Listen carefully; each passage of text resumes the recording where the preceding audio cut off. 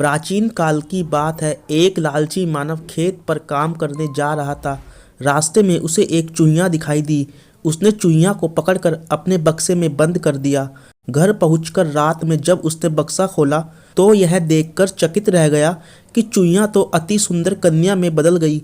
उस सुंदरी को देखकर उसके मन का लालच जाग उठा। उसने सोचा, यदि मैं इसका विवाह विश्व के सबसे शक्तिशाली पुरुष से कर दूं तो मैं भी धनी हो जाऊंगा।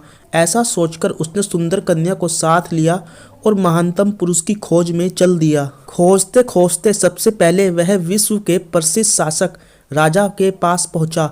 उसने राजा से विनती करते हुए कहा, महाराज, मैं अपनी अति सुंदर कन्या का विवाह विश्व के महानतम पुरुष से करना चाहता हूँ, जो कि आप हैं। आप इसे स्वीकार करें।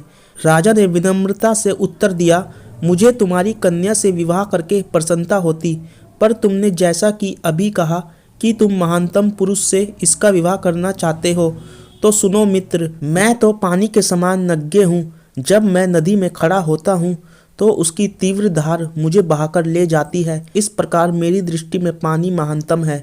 धन के लोभ में वह पानी के पास पहुंचा। उसने पानी से आग्रह किया कि वह विश्व में महानतम है, अतः वह उसकी कन्या से विवाह कर ले।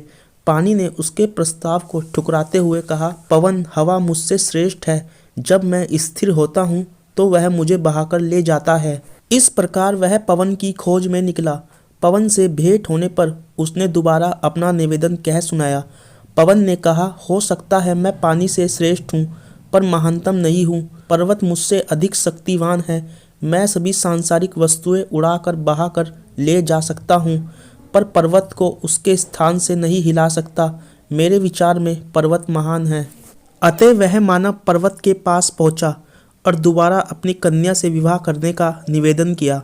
पर्वत ने स्थिर स्वर में उत्तर दिया, हाँ, मैं कुछ वस्तुओं से शक्तिशाली और महान हूँ, पर सर्वोत्तम नहीं।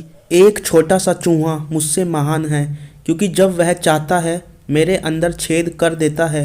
पर्वत के मना करने के बाद उस लालची पुरुष के पास कोई स्थान नहीं बचा था जहाँ वह महानतम की खोज कर सकता था।